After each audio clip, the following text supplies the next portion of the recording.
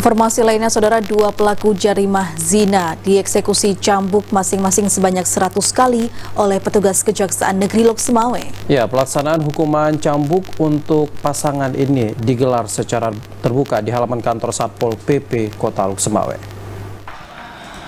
Dua pelaku jarimah zina yang ditangkap oleh warga menjalani hukuman cambuk sebanyak 100 kali cambuk untuk masing-masing terdakwa.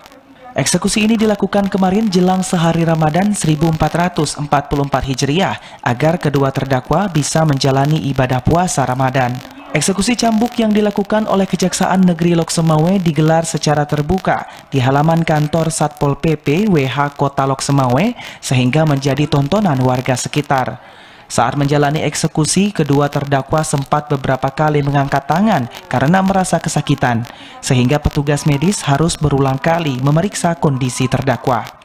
Kepala Satpol PP dan WH Kota Lok Sumawe, Heri Maulana, mengatakan eksekusi cambuk dilakukan setelah adanya putusan Mahkamah Syariah pada 16 Maret 2023 yang menyatakan pasangan non-muhrim ini terbukti bersalah melakukan perbuatan zina dalam perselingkuhan mereka dengan melanggar pasal 3 ayat 1 Kanun Aceh nomor 6 tahun 2014 tentang hukum jinayat. Warga Lok Sumawe dua-duanya kita sudah sampaikan tadi nama serta alamat kedua tersangka, dan alhamdulillah setelah proses eksekusi cambuk ini kita sudah menyampaikan untuk bisa kita lakukan pembinaan sehingga cambuk ini bukan hanya untuk hari ini dan mungkin bisa menjadi pelajaran bagi seluruh masyarakat Kota Lok Sumawe dalam menjaga syariat Islam.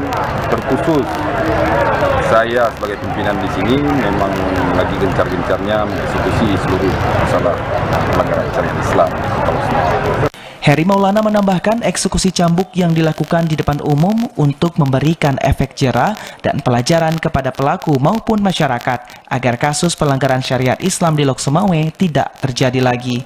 Dari Lok Sumawe, Muhammad Ilyas, TVRI melaporkan.